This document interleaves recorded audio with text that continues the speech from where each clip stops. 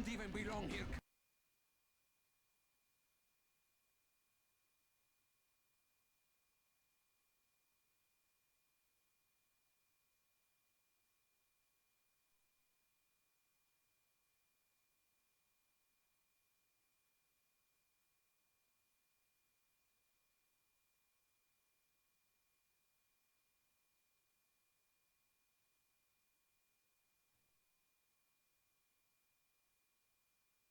One, two, is this on? And now, coming to you live on NewAgeInsiders.com. We are the premier place for wrestling fans to connect, discuss, and to be heard.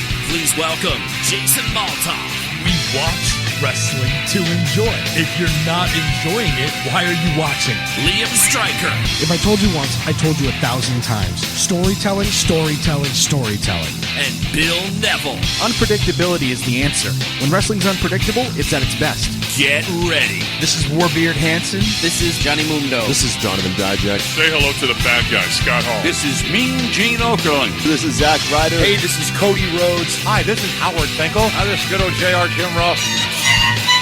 I'm Bill Goldberg, and the New Age Insiders are next.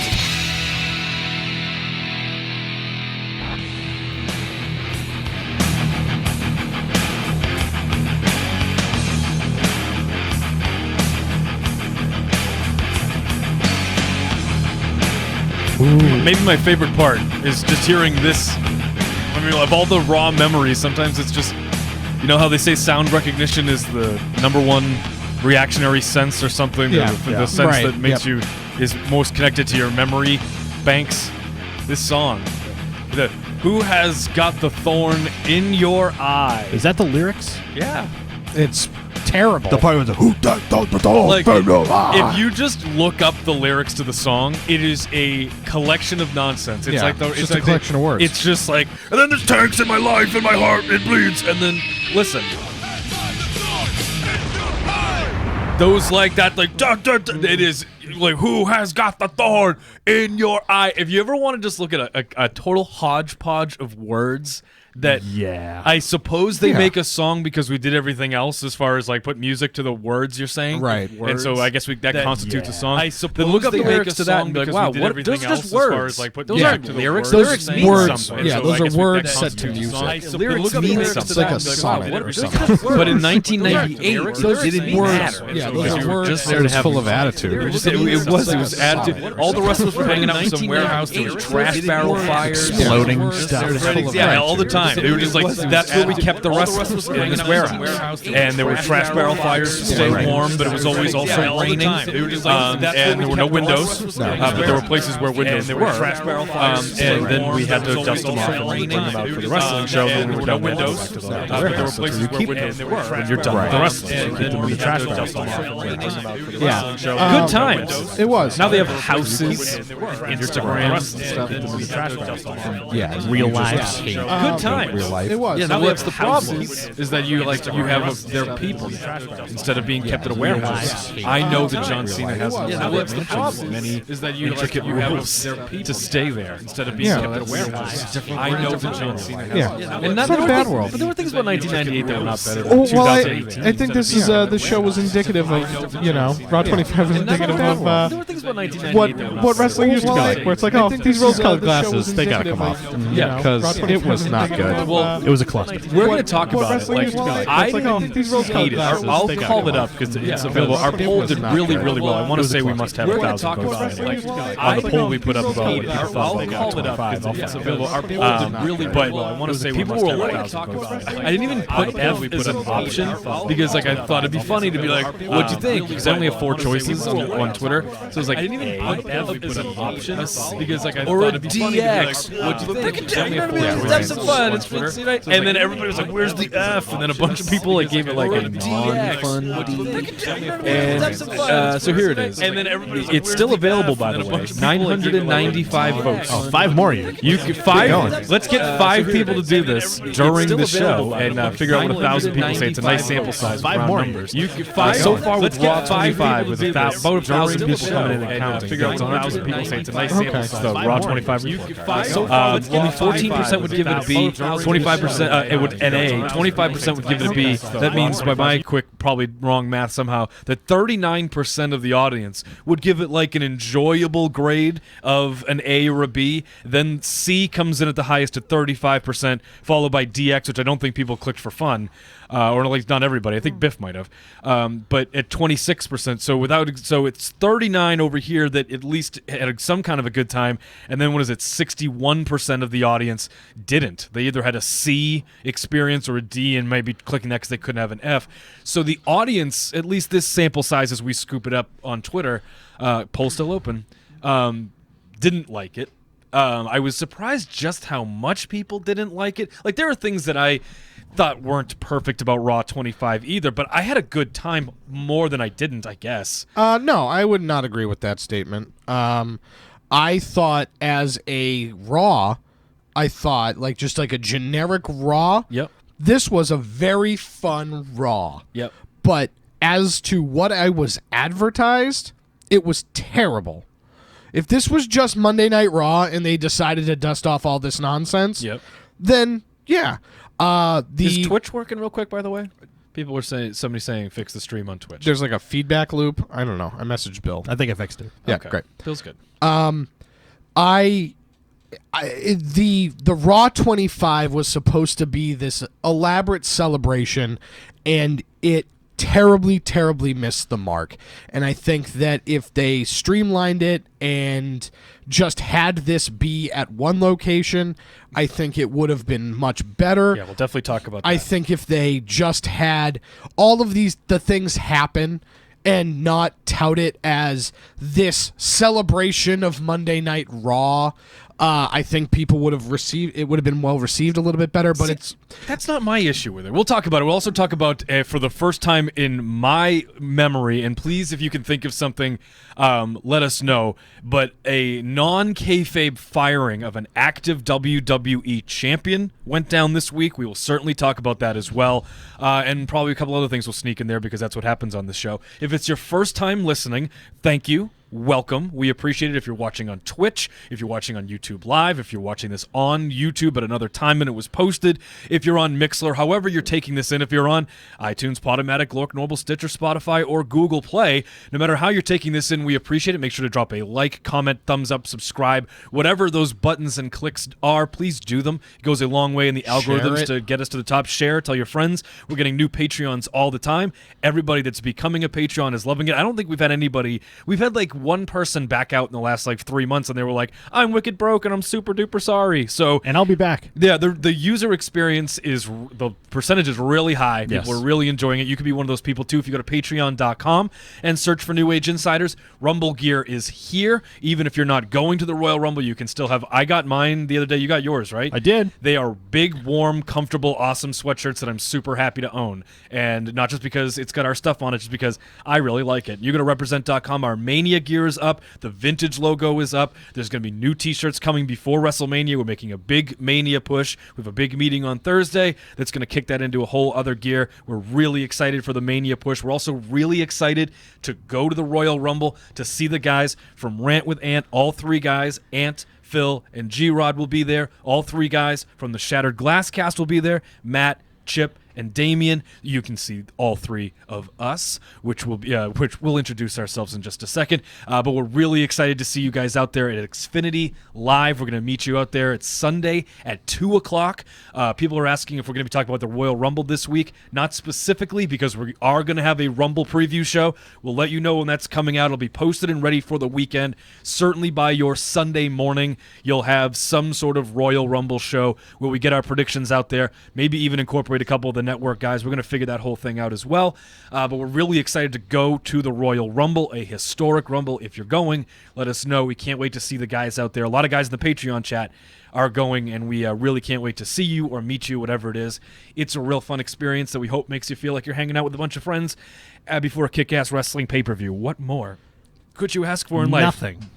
Maybe if we were hot girls, and you know what, that's fair. True. But we do what we can, and we really do appreciate you listening, no matter what time no matter how many times you have before. If it's your first, if it's your 100,000, it means the same to us. My name is Jason Malta. I am Liam Strager. And I'm Bill Neville. And we are the New Age Insiders. You can find us on Twitter, including live during this show every Wednesday night at 8 o'clock. That's the best reason to listen live is because we see the chat, we see the feed, we incorporate you guys, we talk to you, and sometimes the entire show can change pace based on what you guys are talking about out there, and so we'll start talking about it too. We are at New Age Insiders, at Liam NAI, at Bill Neville NAI. Our website getting revamped for you. You have no idea how awesome it's going to be before WrestleMania season. To be fair, we don't. But it's going to be great before WrestleMania season rolls around. That is newageinsiders.com, because altogether we the premier place for wrestling fans to connect, discuss, and to be heard. My issue with Raw wasn't that it was a celebration of Raw, because that's what this was bound to be. I think that the first unfortunate thing that happened to them here was timing, because this was the Go Home Rumble show, and the Go Home Rumble stuff clearly got smushed for time because we had everybody in the locker room come out and stand around the ring to watch Braun Strowman do whatever the hell he wants to anyway. We definitely had to have a different plan for that, and I think that got crushed for time, and that's a kind of a thing right there, is that, again, the Rumble stuff suffered for what we wanted to do for this big anniversary. I think what's staring them right in the face is that we've been talking a lot about these windows closing. One of them is closed because they've relied on nostalgia in a very specific way. Think about 2002, was it? Hogan's back in the Federation for the first time in 8 years. The nostalgia we're using is because he can work with The Rock, still work at whatever the hell a high Hulk Hogan level is, can still do that with The Rock. Then we bring back Hulkamania, and he can still go enough to the point where we sell the shirts. And that thing lasted for 2 years or so, you know what I mean? From the NWO return that failed to the return of Hulkamania that made a bunch of people a lot of money, Hulk could go. When Nash came back with that Triple H CM Punk angle, he blew out his quad, but in theory, he could go. That's a nostalgia act we could bring back for things like the Royal Rumble, and he can go. People may not have liked the fact that The Rock main evented 2 semi-recent WrestleManias, but he could, in fact, go. Batista came back, and he wasn't maybe a terrific example, but if he had been in better wrestling shape, he can kind of go for you, but that door is kind of on its own closed. Taker shouldn't work again. That's going to be the Patreon edition this week, by the way. If you go to patreon.com/newageinsiders, we'll talk about The Undertaker's speech on Monday Night Raw and what we think his future is and what we hope it is all at the same time. That's a Patreon exclusive just for you. But we're running out of guys where we can bring them back and they can go. I mean, Billy Gunn can work. We know he can. He worked recently for Chaotic. We saw him. I drove him around. He does not like Triple H. To all those DMs I got, I stand by that. I promise you. He hates Triple H, but he loves money. So, yeah, if he's taking indie booking money, yeah, he's going to take Raw anniversary money. That's a no-brainer. I'm sure he also got a cut of the T-shirt. So, come on. But I think what we're looking at right in the face is that the guys that come back and nostalgia because they can work still, or at least even kind of fake it. Like Flair was that weird kind of both a nostalgia act, but he went for a while. Now he's straight up nostalgia. But we've always had guys like that. We've always had old guys. We've always had classy Freddie Blassie to go out there and be like, look, there was a bygone era of pro wrestling. WWFE nostalgia wasn't about going on a stage and pointing. It was about being able to get in the ring and do something. And I understand that Trish is going to work the Rumble, right? That's all but a foregone conclusion. Right. And so that's why she didn't do anything on Monday. But, like, the Dudleys did, which thank God they did, but no one else got in there and scrapped. You remember when, like, Roddy Piper would come back and blow the roof off, but then he'd punch you in the mouth or something? Mm-hmm. And so I think that of all the flaws the show did have, because it had strengths and it had weaknesses, but some of the most prevalent ones were the fact that nostalgia for this company is very different, and they're looking at that dead spot starting to catch up with them where, other than CM Punk, who's the 2006 to 2012 guy we can bring back for this kind of a show. Batista, you know what I mean? Edge couldn't make it, but Edge feels as much a 90s attitude bring back as he does a 2010 bring back. You know what I mean? Christian, to me, he can say peep show all he wants to. You're Christian from Edge and Christian, 99. You know what I mean? That's what I see. So I think that that's one of the big things that I'm looking at here is that times are different for them, and they didn't create enough stars because Cena's still here and Orton's still here to kind of bridge that gap. Hogan took 8 years off, came back and felt nostalgic, right? So I'm trying to figure out from 8 years ago is 2010. Who's the big 2010 guy? Like Carlito? I met him. He's very nice, but that's not the right answer. Rey? Sure. But Rey Mysterio, I mean, that's not the Hulk Hogan of his era, correct? You know what I mean? So who do we got? And I think they're getting the fact that they haven't built a big-time megastar other than, ironically, John Cena and Randy Orton, who are still here. I think that's starting to catch up. I think Raw 25 felt that. That is exactly, I mean, yeah, the only two people you didn't mention were Eddie Guerrero and Chris Benoit. So, you know, those are the only guys because they're, you know. And even they would, to me, feel as much attitude era-y, ruthless aggression-y as any other time period. I mean, they were dead in 2007 and 8. Right. So they can't take credit for that 2010 window. Right. They haven't built anybody, and that's their own damn fault. Raw 25 did not execute well because there was nothing fun about the people that were there. Aside from Stone Cold Steve Austin, nobody did anything fun. Right. There wasn't any. This felt like it could have just. If you just.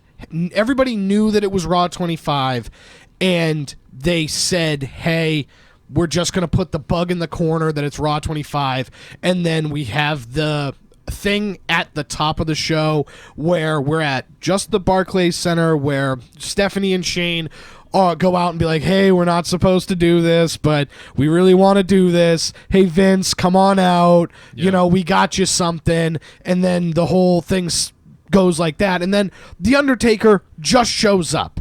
The Dudley Boys just show up. You know, because none of the thing that Chris Jericho did in the back didn't need to happen. The APA just playing a poker game could have just happened.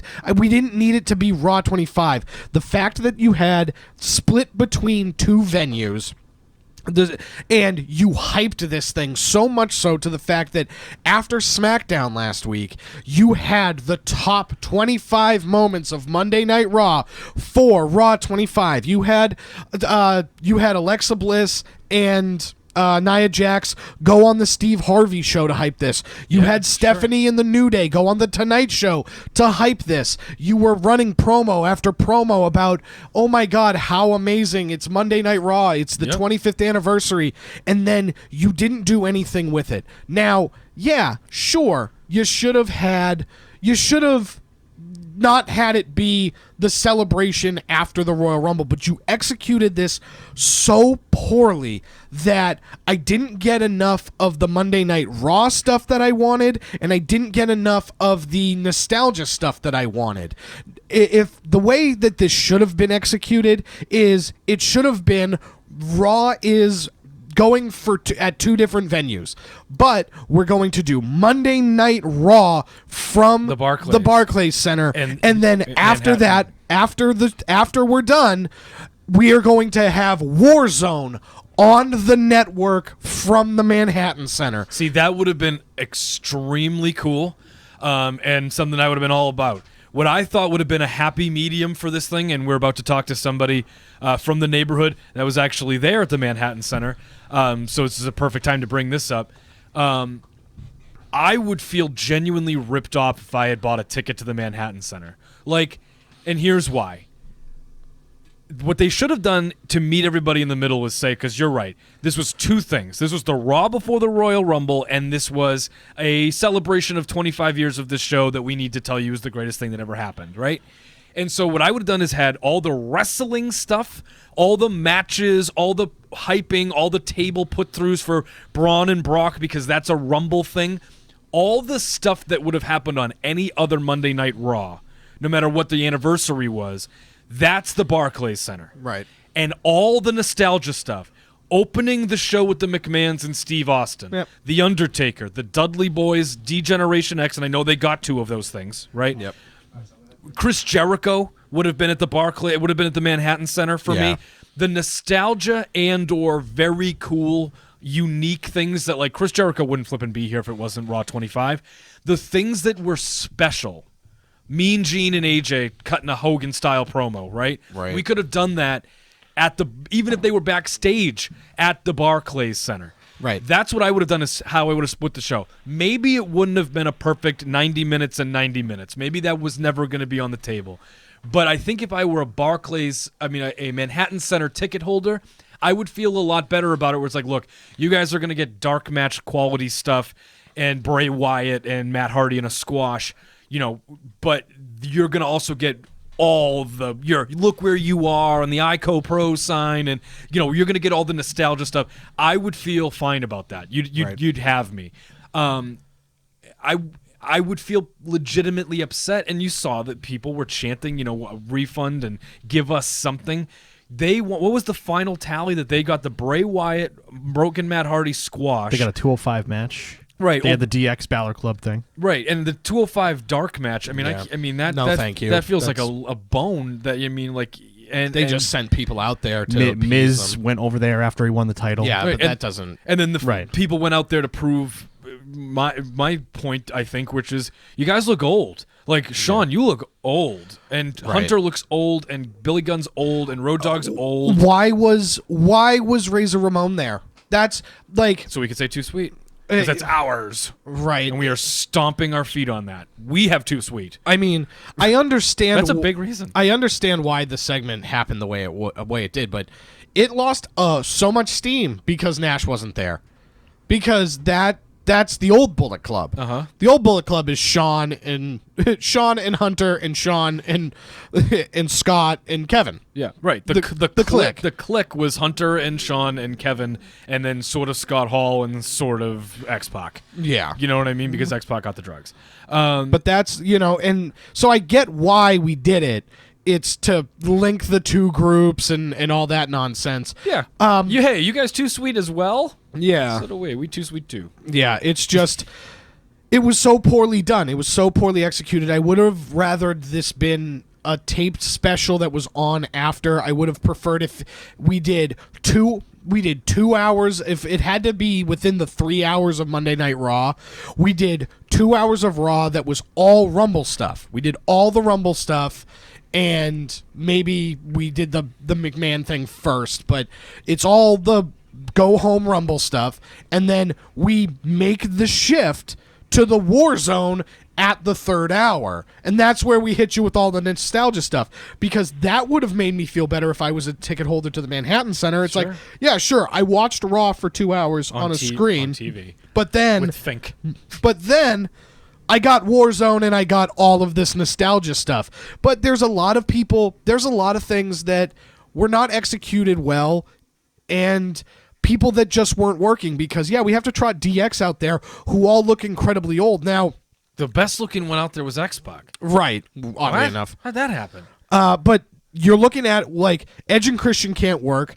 Matt Hardy's doing the Woken thing, so you can't have the Hardys. And Jeff's not ready. And, well, Jeff was there, but he was not ready. Right. And then you can't have Edge and Christian, because Edge and Christian, that's the Edge was booked. None of the segments that you wanted happened, because what you wanted was Edge and Christian to interact with the New Day.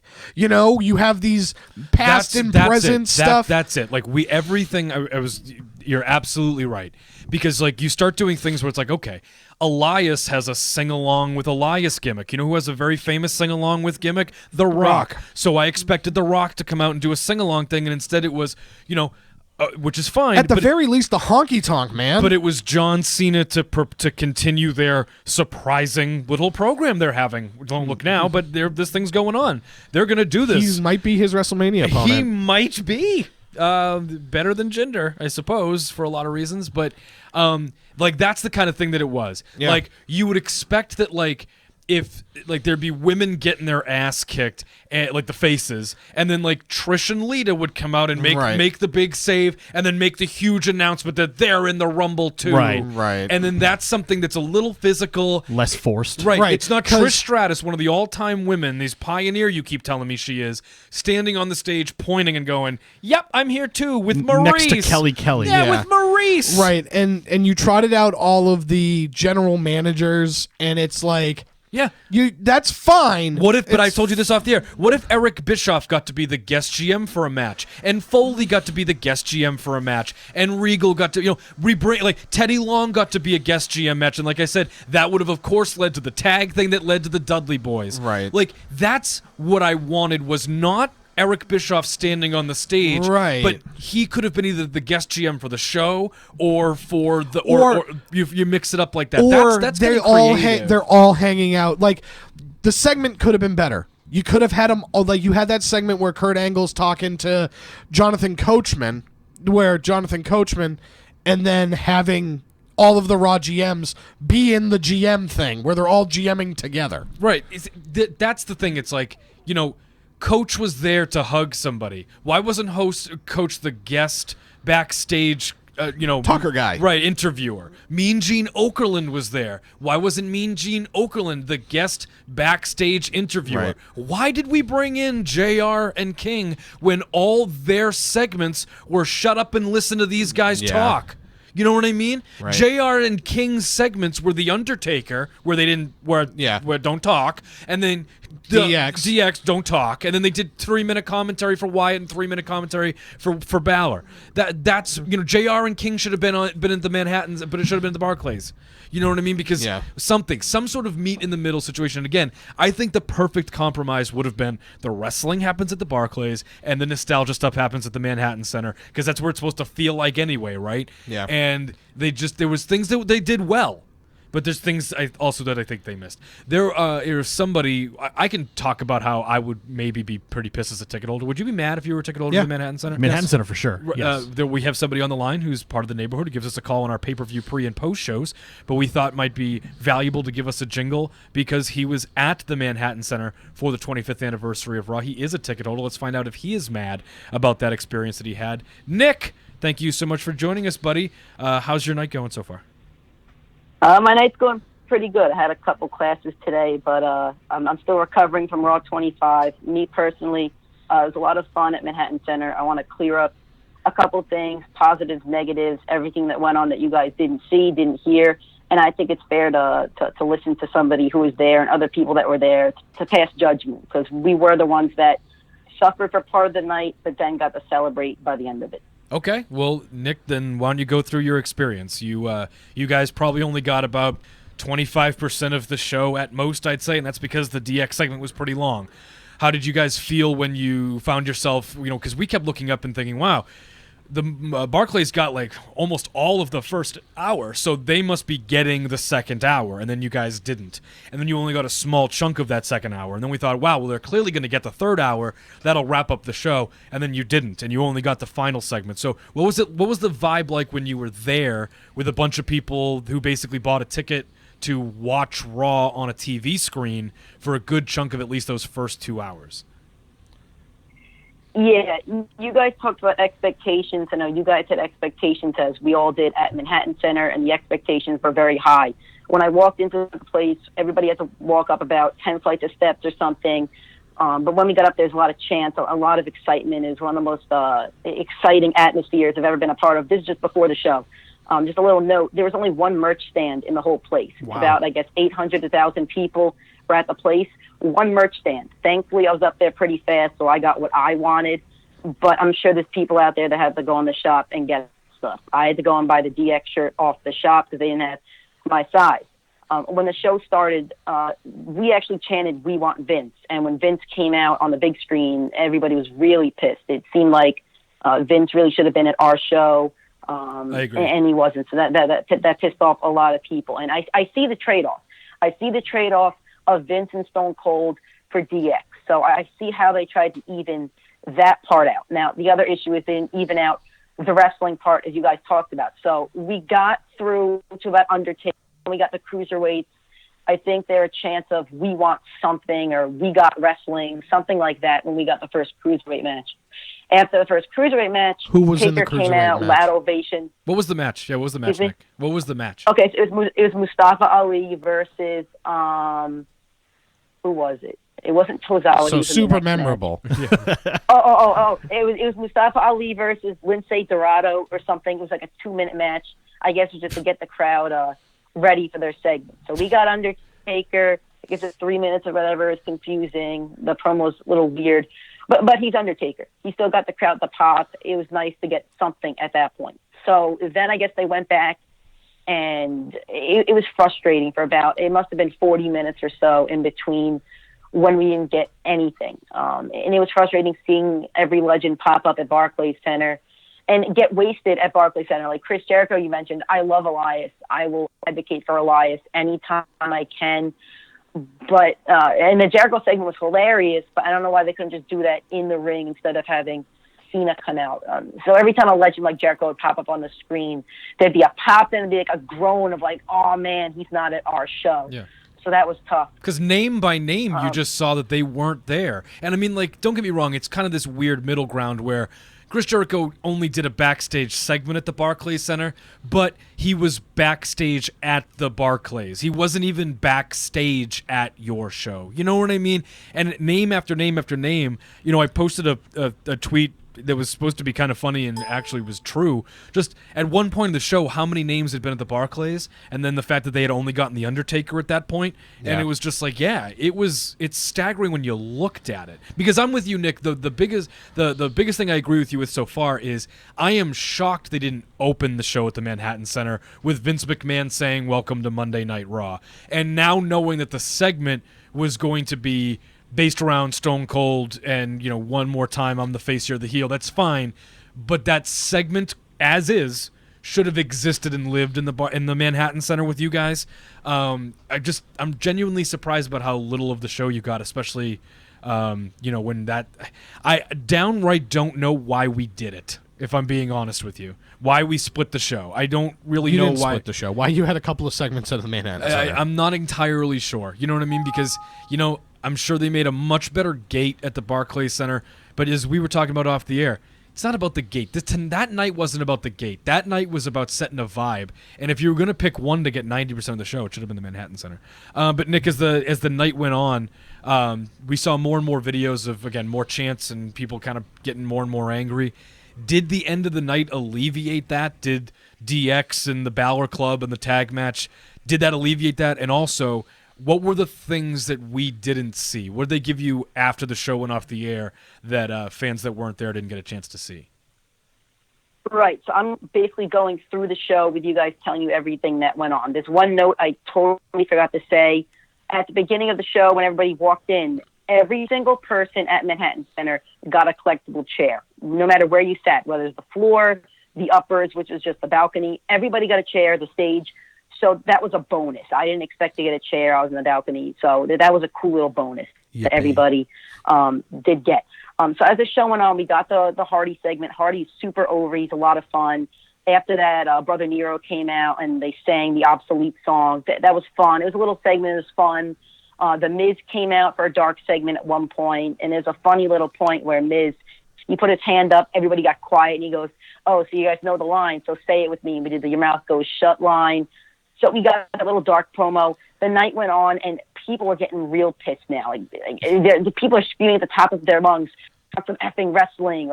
And I felt so bad because here I am, a DX mark, just hoping we get DX. There's a lot of people there that are really upset about not getting wrestling because you go to a wrestling show to watch wrestling.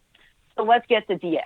When Michael Cole announced that the DX reunion was happening at Manhattan Center, whatever he said, coming next, there was a loud sigh of relief followed by a pop. So we finally knew that we were going to get something cool. Then, of course, DX comes out. I totally marked out. You guys saw it on camera. There's a GIF of it on my Twitter. And it felt like the crowd was finally back. The crowd was super hot for DX, super hot for Scott Hall, and then the Club, and the Revival came out. They even got a knock. That whole segment was so much fun. From my perspective, at least, as a DX mark again, who waited 8 years just to see a DX segment, just to be able to scream, suck it with everybody, just to be able to hold glow sticks. I'm holding the glow sticks in my hand right now. They're still glowing, and it's just something cool that for $10 that I got that little moment there. They made you pay for those? It was just so special. They made you pay for the. They didn't give out the glow sticks. Okay, so in the stage section that you guys saw, they might have given some out, but selling the glow sticks for $10. All right. I took 2 of them. I have one that I didn't pop, and the other one I did pop. Nick, just a word of advice. If you ever want to do that again in a group of people, I think you'd be surprised what would happen if you just like went to a Walmart or a grocery store and grabbed one of those microphones that like they go over the loudspeaker and just go, ladies and gentlemen, I've got 2 words for you. All the cool people in that building will say suck it with you too. So maybe just give it a try next time, and then you don't have to pay for $10 glow sticks and for a chair that we're going to talk about a little bit later, that chair that Lita was on but not invited to, which is really interesting. Yep. But what happened? There are some dark stuff that I didn't get to tell you. So the dark stuff that happened, I don't know when DX went off the air. I guess it was right before. I guess it was right before the Lesnar segment. What's the last thing that you guys saw from Manhattan Center with DX? The Brock and Braun segment. The last. What was that? The last thing we saw from the Manhattan Center was the like group 2 suite. I think. They all 2 suite. Okay. So after the 2 suite, Ric Flair came out and he cut a promo. He didn't sound great, honestly, but he basically said how special the place was, how special the fans was. He credited everybody in the ring. Called them he had all those historic matches there. Yeah. And he shook everybody's hand, and then they all did a group, a Flair strut, which I just posted a GIF on my Twitter about an hour ago. So they did a whole group strut with Flair, which is pretty cool. And then Flair left the ring, and they cut to the Strowman segment. But DX stayed in the ring with Scott. I think Scott Hall was still in the ring, and so is Balor Club. So right after the Strowman segment ends, The Miz comes out, and he cuts his promo of he's the Intercontinental Champion, and points at everyone and goes, former Intercontinental Champion, former Intercontinental Champion. He gets up to Balor, he's like, no championships. So he cuts the whole promo on them. Then Seth Rollins comes out to Tyler Black chants, and he acknowledged that he won the Ring of Honor title in Hammerstein right below, and he said he was so proud of that or whatever. He said some stuff about Seth. Super kick Seth, did a blackout to Seth, and then he did the suck it. He said, we got 2 words for you. Did suck it. Triple H grabbed the mic, and he thanked us for all coming. I think there's a video on WWE's Twitter of that, and he dropped the mic. There's a lot of little cool stuff that you have to catch. I have videos of it. Triple H did the 2 Finn Balor. Billy Gunn grabbed the Intercontinental title and was like air guitaring with it. There's a couple other really cool little things that you have to catch if you were there. But the dark stuff was pretty cool. It's something that I'm going to remember forever, and something that I do have on video, just about everything that happened that night. So, Nick, thank you so much for giving us a shout. Overall, are you happy you went? Disappointed? Are you a refund level? Super happy, no problem level? Where are you on the meter of a satisfied customer? And again, my opinion is going to be different than everybody else because I paid to see DX. I got my ticket about a week ago when they announced DX because I assumed they'd be at Manhattan. I had a buddy going to Manhattan. So I was going to join him. I was able to get my ticket. I'll say it on air. I paid about $250. Oof. And that one DX segment, for me, the moments that I got there was enough to pay my ticket. I know for other people, they won't feel the same way. I know the show wasn't great, but if you add it up, being at the Manhattan Center for maybe the last time ever, seeing the last ever Raw there, how much effort they put into restoring everything, the Ico Pro sign, the entrance, all that stuff, getting a collectible chair, seeing DX. You don't know how many more times you're going to see DX. I don't want to be that guy, but any one of those guys can, they're getting there. So you don't know when you're going to see DX again. Taker will probably see again, but again, you don't know. So seeing Taker, DX, Flair, all that stuff, with the chair, with the nostalgia, with being in that arena for maybe the last time, I believe it was still worth it. But again, they needed to do more. That really made a lot of people unhappy. Yeah, no, I mean that all sounds about right. And again, I don't think that the Raw 25 experience was bad. There are things I'd do differently. I'm just saying that if I was at the Manhattan Center and I had bought a ticket, I had better really, really like DX like Nick does, because if not, I don't think I'd be super psyched about it. But it's also I love Triple H, and I still would have been pissed. But I'm really, honestly, Nick, I'm really happy to hear that you had a good time. I mean, sincerely, you bought a ticket to a show, you paid good money to go, and you had a good time and are glad you went. So you know what? At the end of the day, at least one person in there is happy they went, and that's a pretty cool thing. Thanks so much for giving us a call, buddy, and letting us know what it was like inside the Manhattan Center for Raw's 25th anniversary. And you're welcome here anytime. We'll talk to you real soon.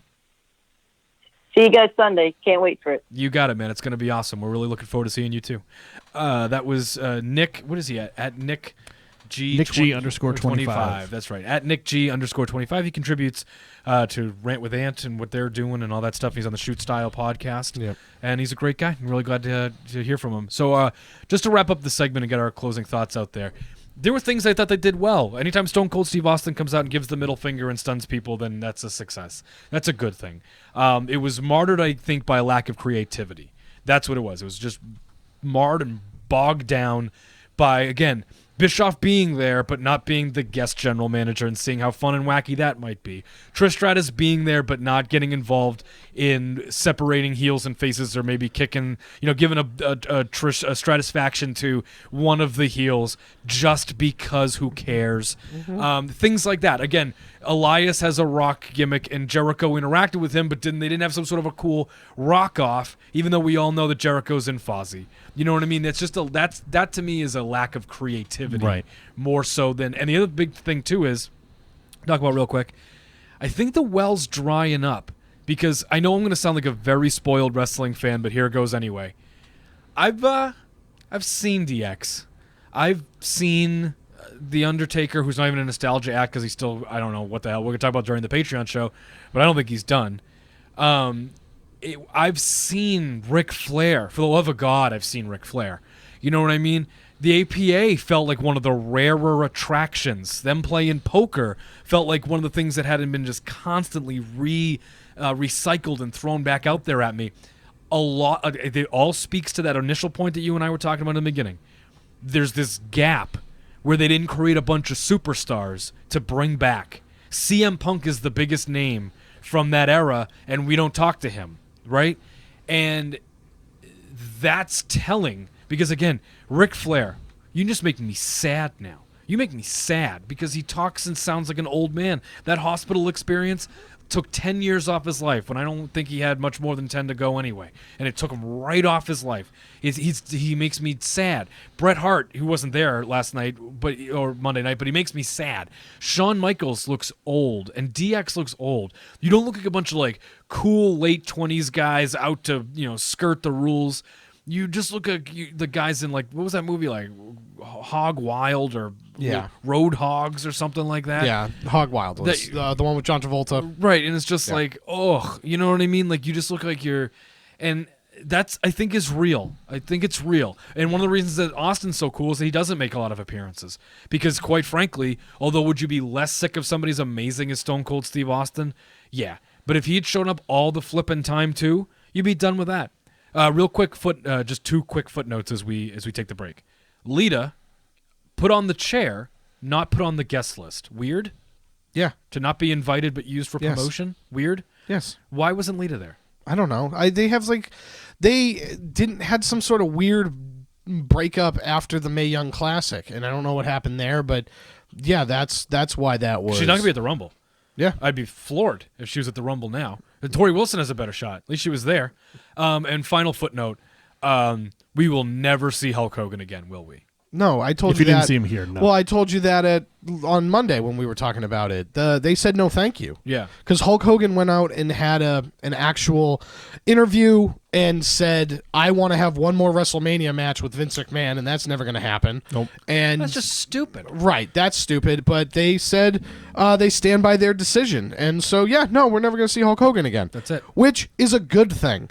Look, I know we like Hulk Hogan. I do. I know people like Hulk Hogan. But last night proved to me that you have relied too heavily on these past stars. Yeah. And the well's drying. And because you didn't build anybody because the only people that you did build, you either don't talk to, they're dead or still here. Right? Because like Daniel Bryan. Daniel Bryan is still here. Randy Orton's still here. John Cena's still here. Triple H is still here. Batista you don't talk to. Right. CM Punk you don't talk to. Eddie is dead. Benoit we don't talk about and is dead. Right. You know, and again, those guys aren't from that gap window. Guerrero and Benoit were dead in 07 and 08. Right, but the thing with those guys are their fame is on the tail end, right? You have Triple H, who was the Attitude Era, and you really had the Radicals and their championship success in the Ruthless Aggression Era, and so really they're that bridge right before Punk and Bryan. Sure. And so you'd love to be able to bring them back. No argument. You'd love to be able to bring them back. And it's catching up to them because eventually these guys are going to die, and which is horrible, but it's true. And then, you know, when it comes to the Hulk Hogan thing, I get why he's not coming back, and I get that it's probably better than not because it's just going to make people uncomfortable, and I get it. But it's just this weird thing to me where we're doing two things that I just don't like, which is trying to convince the people that the biggest star we created was The Rock and not Steve Austin. Not the biggest wrestling star you didn't. Not the biggest wrestling star was not The Rock, it was Steve Austin. And one of the biggest cornerstones, foundation, all-time WWF guys is not Ric Flair. It's Hulk Hogan. And those two weird... Or the Warrior. It's not the... Yeah, but it's not Flair. Just because he wasn't there, not because of who he is, but because it's not where he put in his time. You know, it's like calling Wade Boggs an all-time Yankee. It's like, no, he's not. You know what I mean? He played there for like a year at the end. What are you talking about? You know what I mean? He's an all-time baseball player, I guess, all-time singles hitter, but he's not an all-time Yankee. You know what I mean? And that's this weird thing where it's like, God, I love Ric Flair. Who doesn't love and respect Ric Flair? But all he did in the Federation, other than that awesome like 6-8 month 92 through 93 thing, happened after WCW folded, and it was the only gig in town. So don't give me that. Hulk Hogan built this place, and now we can't talk about it, and that bums me out. Raw 25, final grade for you, because the people would give it like a C-, I'd say. Yeah, that's about accurate. Okay, Bill? Solid C. See, I thought it was like a B. I didn't hate that show. It didn't meet or definitely didn't exceed expectations. I didn't get enough Go Home Rumble stuff. Yeah. That was bound to happen. I didn't get enough Go Home Rumble stuff to make it happen, to make me happy, and I didn't get any interaction. I don't give a flying fuck about Chris Jericho standing in the back jarring at Elias Samson. That's a waste. That's a waste of Chris Jericho. 90% of those people, right? 90% of those nostalgia acts either still work or could still work, with the exception of Flair and the $1 Million Man. And the $1 Million Man can take a bump and could punch somebody if he. Well, so here's a little thing about the $1 Million Man. Like, this is about 6 months ago now, or something like that. He worked for Chaotic Wrestling. That's why I was driving him around all over God's creation, and had a great time spending with Ted DiBiase, right? And the spot he did, the guys in the back said to him, do whatever you feel comfortable with. We're going to put you out there with our top heel, and he's going to jar and call you an old man, and you can do whatever you're comfortable with. Punch him in the mouth. Obviously, we'd love $1 Million Dream. Do what you want to do, right? And Ted DiBiase put him in the $1 Million Dream and then turn it into that $1 Million Dream side Russian leg sweep, full on bump of the night kind of, whoa, way to hit the mat. You're clearly a pro kind of guy. So if Ted DiBiase can do that with Chase Del Monte at Chaotic Wrestling, why couldn't he have done that with somebody with a big mouth on Raw? Right. And put him in the $1 Million Dream and give him a side Russian leg sweep and say, not bad for an old man. I saw him do it. Yeah, the only person that I don't feel comfortable doing something is Flair. Right, exactly. That's the only person. And again, it's the little things. Eric Bischoff, Teddy Long's in the building, right? Great. Then why didn't Teddy Long flipping make a 6-man tag match? Right. Why did Bray Wyatt wrestle Woken Matt Hardy? Why didn't Woken Matt Hardy and the Boogeyman have the weirdest segment in the history of that show? Right. You know what I mean? Why didn't Goldust do something?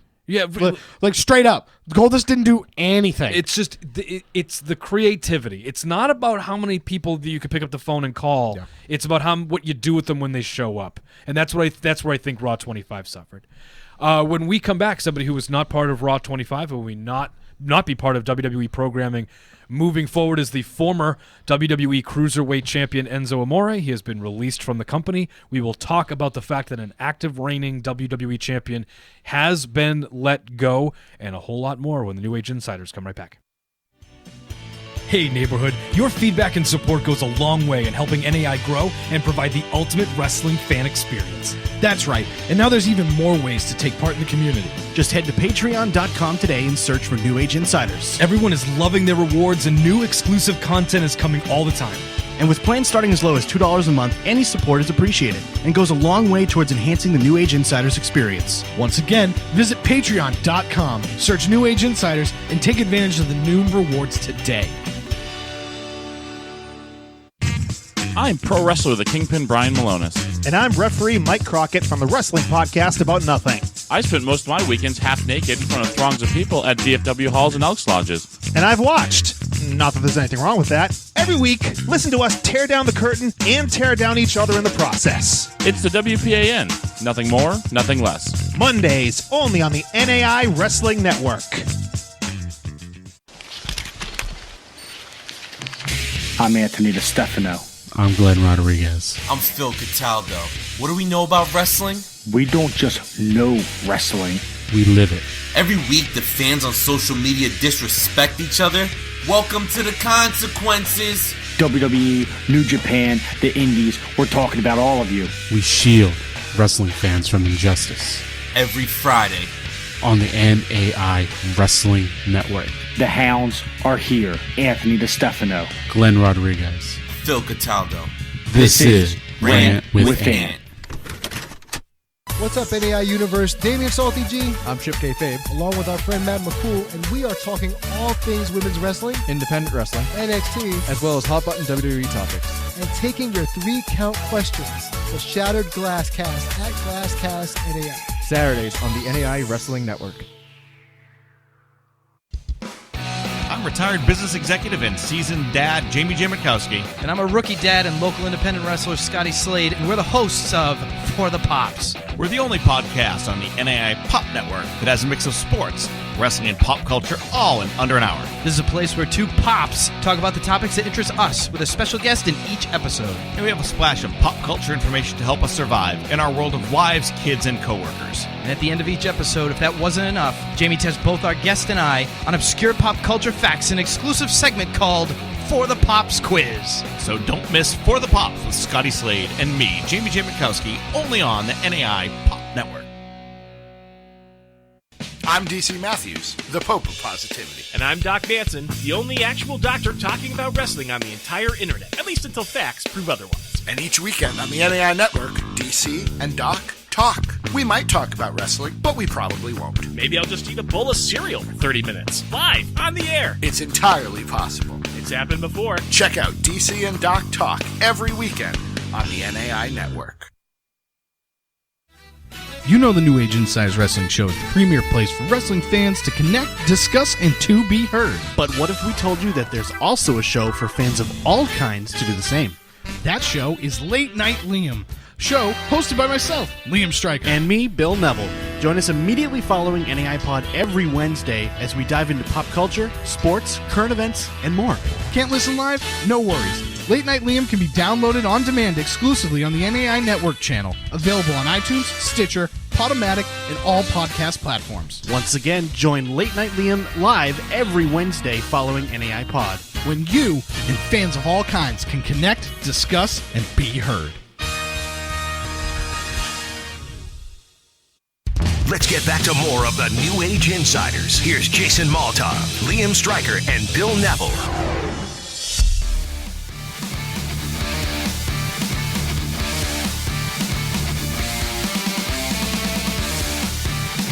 I'm assuming this is 205 Live. 205 Live thing? Yeah. No. I haven't watched 205 Live consistently. I'm not even going to pretend. So it's a topic worth discussing just because it's out there. It's a big one. If nothing else, I know it's a slippery slope, and we're not going to slide down it because there's two sides to things, and we are this not. This story fascinates me. Yeah, there's a lot to it. Especially after doing some digging. There's a lot to it. And the only thing that I will say about like the ethics involved here are, if I were Enzo Amore, I would want my trial, and as Americans, we're supposed to give it to him, right? Yeah. And I think no matter where you're listening from, because there's people that are listening from all over the place, from the UK, Mexico, Japan, Australia, Canada. So it's not about being American. It's just he's entitled to a trial if he's going to be arrested or whatever. But he's definitely going to contend this thing. It sounds like, and so I would want my trial. But they're serious allegations. It's something that needs to be treated seriously. It's a young girl. No matter how old you are, it doesn't matter. It's sexual assault and sexual abuse and rape and just the kind of words that are about as serious as it gets. So it needs to be investigated, needs to be looked into, and if he is guilty of these things, then he needs to go to jail, because that's what happens when you rape somebody. You go to jail, and that's what happens. I am not a judge, a jury, nor an executioner, so that's not what this conversation is going to be about, is that what should happen to Enzo Amore if he's found guilty of this crime. That's inconsequential to the discussion of, because his name is Eric Arndt or something like that. Nailed it. And so what happens in the judicial system to Eric Arndt is not pertinent to the conversation as much as the fact that an active sitting WWE champion has been let go from the company. That's how serious they're taking this. That's how serious they think it is. Yeah. That might tell you that they have a scoop, that there's some weight to the issue. I think either way, whether there's weight or not, I think WWE did the right thing. I think that they acted appropriately when the news came out, because this was the first time I had heard about it, was this week, and so it seemed like it was the first time WWE had heard about it. It happened fast. He went from suspended to fired in 24 hours. Right, and so they heard it, and I think what ended up happening was, and I talked to Bill about this off the air, but I think basically they were like, oh, there's rape allegations, you're suspended. Oh, you knew about this in October? Yep. Sorry, you're fired. Right. And I think that WWE did the right decision. Now, there are more fascinating elements that we're not going to get into. No, you can find them easily. You can find them easily. I'm not going to sit here and play gossip source, but you can easily find what fascinates me about this. There are videos that dispute these claims. And they're pretty convincing. And so I think that based on WWE's information and what they had, they made the right choice. Suspend him immediately. And Enzo Amore, you're not worth the headache. Roman Reigns, you're caught up in this steroid allegations right now. You're worth figuring this out. But that might have also played a role into him at least losing the Intercontinental title this week. Right. I mean, it might have, but I think it did. It might have. I also think that the plan was to keep it off, get it off of The Miz so that you could have it on TV. So you could have it on TV while The Miz was filming this movie. And then you knew he was coming back for Raw 25. You have a big title change at Raw 25, leading into the Rumble, and then Roman's on to Brock. So and moving on from the Ultimate Challenge. Right. And so I think that I really think that him being the Intercontinental title champion was always going to be this short, but just because The Miz was off of TV filming a movie, and they've done it before where he's been champion on and everybody was like, where's the Intercontinental title? So this alleviated that. You get a big win for The Miz, who gets the title back. But back to the main point, Roman Reigns is currently involved where a doctor is saying that he gave Roman Reigns steroids, and Roman Reigns is worth the headache. Enzo Amore is not worth the headache for anything legal, right? Any legal issue regarding Enzo Amore, he's not worth the headache. Right. Especially not one that involves rape with, I have no idea how old this girl is. I know she looks like she's 16 years old. I'm sure she's 20 plus. But she does. But I mean, she doesn't look like it. No. She definitely looks like the kind of girl that if you're an adult, right? Because I believe Enzo Amore is 28, 31. He's under 30, right? Okay, but like, you look at that kind of girl and you should immediately be like, too young. Just no. Just not what I'm no.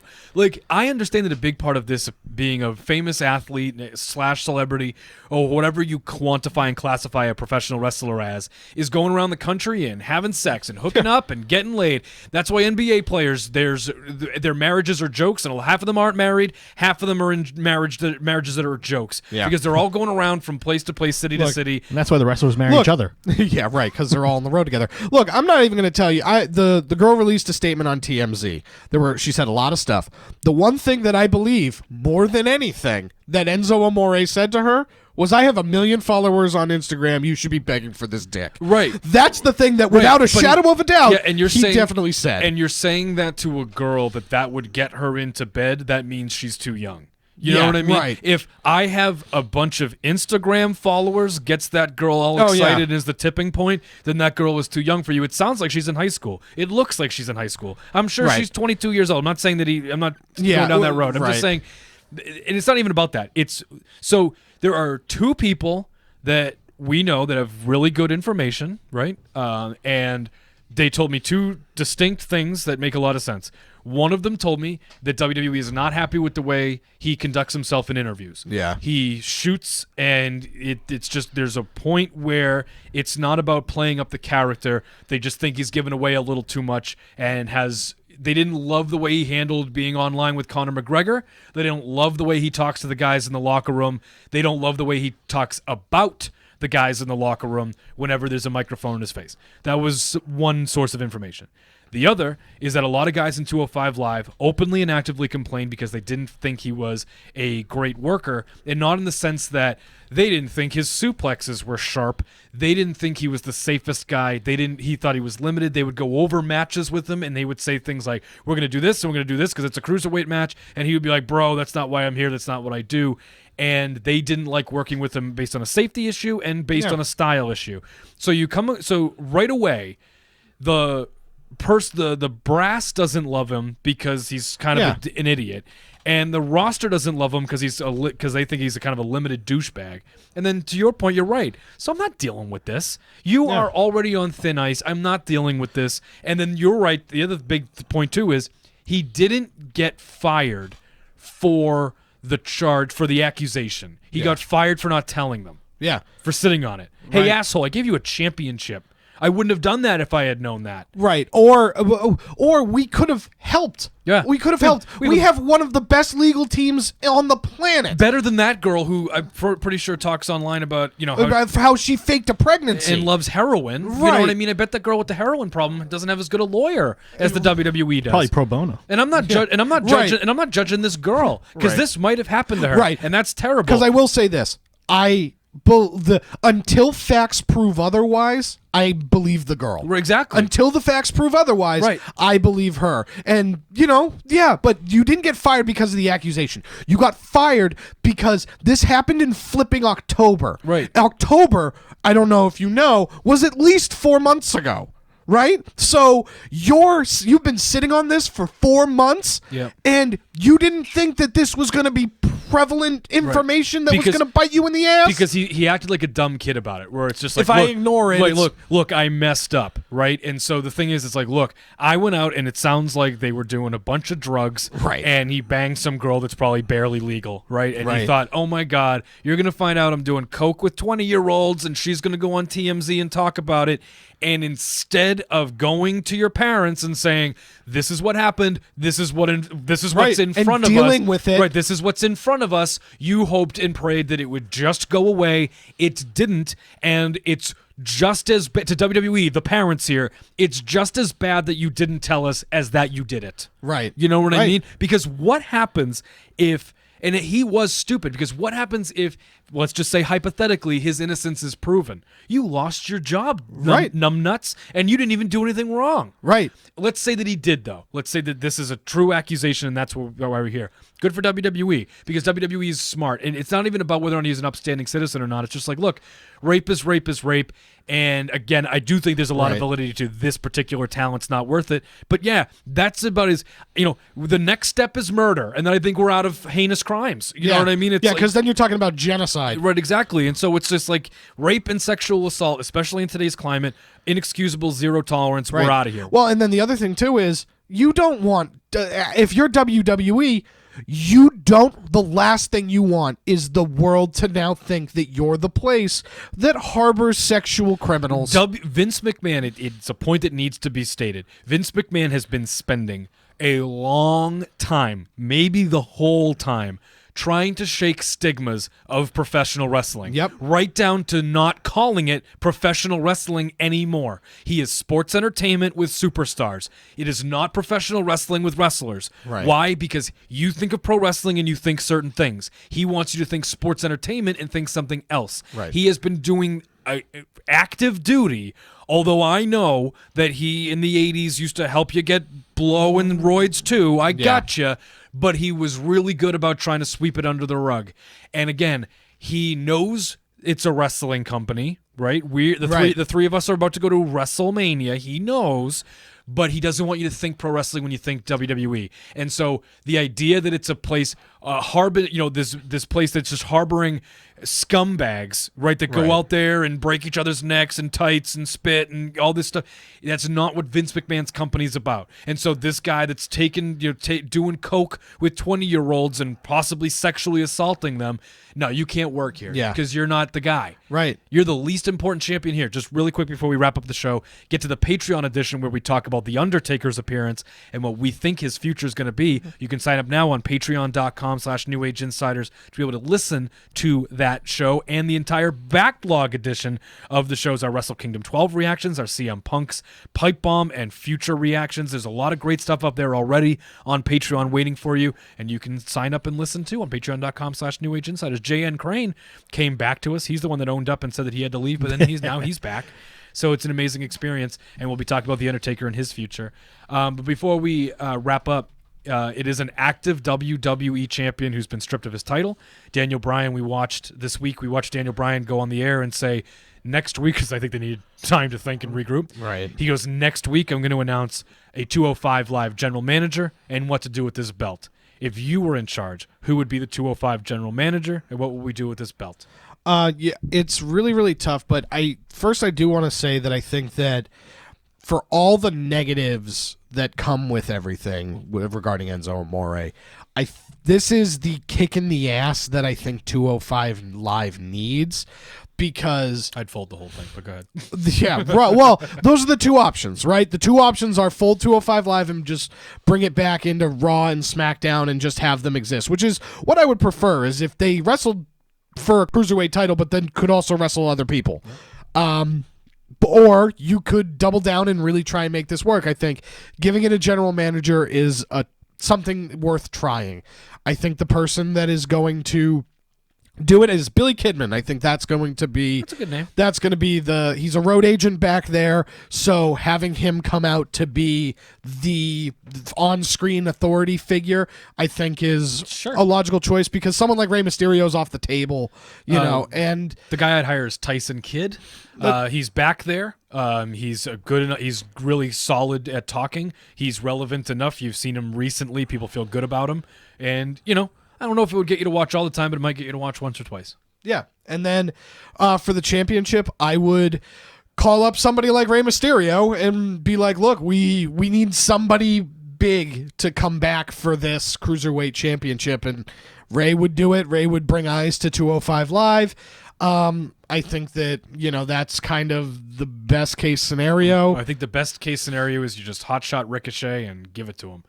He's another one. No NXT. You don't need it. Get up. You're the Cruiserweight champion. People will finally watch that show if it's the only place they can watch him, at least at first. That novelty will wear off as well. But if that's the only place you can watch him and he doesn't even get NXT time, it's like we're doing this whole Ricochet thing in 205. It's the only way that it's a great guaranteed way to, at least at first, maybe it's only 3 weeks to a month, the people will check it out because they like that guy so much and are so intrigued by him. If we're not doing a Ricochet, Rey Mysterio type of guy, just do whatever. I don't care if it's a tournament. I don't care what we have to do. Just get it on Cedric Alexander. That's it. Just whatever we have to do to get it on Cedric Alexander. If we're not going to do something really fun and spontaneous, like a big name, Cedric Alexander's the guy. He's been my favorite the whole time, and he's the best one. And I hope to see it happen. I would also fold 205 and just say you guys are part of this roster and we don't need a championship because we never did. We didn't need another belt. We never needed that. You can still have the championship. You just don't need the show. That's fine. Yeah. That's fine. Yeah, you never needed the show. The championship was fine. The championship also should have been defended on both shows and not its own brand. That's true too. Especially shouldn't have been something on a network after SmackDown, and it's just.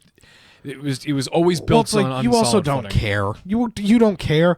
You started doing the Mixed Match Challenge after SmackDown, so you moved 205 Live to 10:30. Yep. And it's like when Daniel Bryan had a huge announcement to make. Right. It's like, this is why I believe that in all of pro wrestling, nobody gets it. Nobody in pro wrestling gets it. All the way from the most indie level all the way up to WWE. The only thing is that WWE is batting at like a solid 70%. So they get it right more often than they get it wrong, but they still don't get it. Because it's like, hey, this is going to be the only flipping time that anybody's going to want to watch 205 Live. Yep. Because you just fired the champion because he had rape allegations, and everybody knows it. And so you even made an announcement that Daniel Bryan is going to address it on 205 Live. So if we're going to ever switch over from USA to the WWE Network following SmackDown, this is the time. That's what we did. We never tune over to 205. We did, and then we're like, oh, we have to wait like a half an hour. Because we have to wait for the Mixed Match Challenge to end. Right. Because I'm not going to go to Facebook to then go to the network because that's not going to happen. Right. So, yeah, sorry, Asuka and The Miz. We know you're going to squash them. Here's the deal. Just have Daniel Bryan make the message, do the first 205 Live match, then do the Mixed Match Challenge in 205 Live. Yeah, no, believe me, I'm with you. I think that a week full of near misses. You know what I mean? Like so closes for WWE. When the next time you can hear us, if you want to hear, you're probably thinking, why didn't you guys talk about The Undertaker and his weird speech? We're going to talk all about The Undertaker and his ominous weird speech on Patreon. You can become a Patreon by going to patreon.com/New Age Insiders. Again, access to all the backlog stuff. It's not just the Patreon shows, although there are 5 of them every single month, including one that you are in complete control of. So there's a ton of content, ton of reasons to sign up and become an NAI pod. Patreon, your support goes a long way. These microphones you hear, these phone lines you call, these things that we do, they cost money, and you are the reason that we get to keep doing this and grow and continue to really change what the wrestling fan experience can be. And thank you so much for that support, and for all you guys even out there thinking about it, go do it. Check it out. See, there's no commitment, you know what I mean? So go check it out and see what's going on. If you're going to the Royal Rumble this Sunday, we can't wait to see you. The meetup is at 2 o'clock at the Xfinity Center. Again, all the guys from Rant with Ant and the guys from the Shattered Glass Cast will be there, the 3 of us of course as well. We are really looking forward to a historic Royal Rumble and seeing everybody out there. Thank you for joining us on Twitch, on YouTube Live, or YouTube, or wherever you found this video source. If you're taking this in through video, thank you. Like, comment, share, subscribe. Let people know what you thought about it. All those things really do help in the algorithm to help us grow and get more views. And that's the whole idea, right? To have this message and this idea spread. So thank you guys again a ton for checking us out. Is there anything that you would like to get on the air before we sign off for the evening and get ready to go to Philadelphia? Yeah, we're going to be going to NXT TakeOver. This takeover is looking to be pretty good. I'm pretty excited for the matches that are going to be taking part of it. I mean, Johnny Gargano is wrestling for the NXT Championship, so that's going to be very, very big. I think he wins, and I hope he wins. Hope we see Tommaso. Right. I hope we see Chris Hero. He's wrestling Velveteen Dream. So thank God, it's going to be awesome. Or Todd. Yeah. Well, the Velveteen Todd. No, the War Todd. The War Todd. Yeah, and Patreons knew it like a month ago that War Machine is signed, sealed, delivered. So big congratulations again to Todd Warbeard Hansen and Ray Rowe for becoming the new members of the Performance Center and NXT. Just what we know, we don't know anything for certain. They might be part of TakeOver Philly. It was on the table. They got signed and asked to go in a very quick manner. meaning that they might be part of TakeOver Philly. That's all we know. And sincerely, all we know is that they might. Anything else, we'll tell the Patreons, and you can become one too. Thank you again for joining us. We'll see you next Wednesday. If you're a Patreon, we'll see you real soon. Also, make sure to check out the three of us on Be Nerd on New Age Pop, which also offers For the Pops with Scotty Slade and Jamie Jamakowski, Cool, Calm, and Collected, Songs for the Moment, Late Night Liam, That Movie Show, and of course Be Nerd with the three of us. This week we talked about Heath Ledger and the anniversary of his death, surprising roles and characters that nailed performances unexpectedly. That is available on iTunes, Podomatic, Glork Normal, Stitcher, Spotify, and iTunes, Podomatic, Glork Normal, and Stitcher. Right.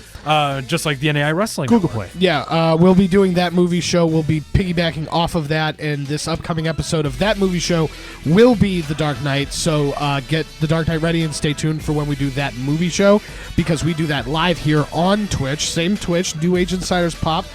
So if you're already subscribed, and then it'll be on our Facebook page at That Movie Show TV. Also, final announcement, stay tuned, because Late Night Liam returns tonight, the first episode of 2018. So stick around, we'll be doing it live after a quick commercial break. Well, there you go. That's a good announcement right there. So stick around if you're listening live on Mixlr, or you're twitching this. I don't know if we're going to yet, probably. We'll see what happens. Yeah, wherever you are, What the frig? Whatever you are, Let's do it. Why not? Stick around. The fun hasn't even ended yet. Then you can go over to Patreon, listen to us talk about The Undertaker and why he shouldn't wrestle no more. Yeah. And then you can go over to Be Nerd and listen to us talk about nerd and pop culture stuff. There's so much of us. And we also have a network with The Rant with Ant, DC and Doc Talk, the WPAN with Kingpin and Crockett, and the Shattered Glass Cast. What don't we offer you? Yeah. Why wouldn't you check out NAI, become a Patreon, and jump all in? Because, after all, I mean, my name is Jason Malta. I am Liam Stracker. And I'm Bill Neville. And we're the New Age Insiders. You can find us on Twitter, please do, at New Age Insiders, at Liam and AI, at Bill Neville. And AI, because of all those things we just talked about, as we're on our way to Philadelphia and the Royal Rumble, we are the premier place for wrestling fans to connect, discuss, and to be heard. We out.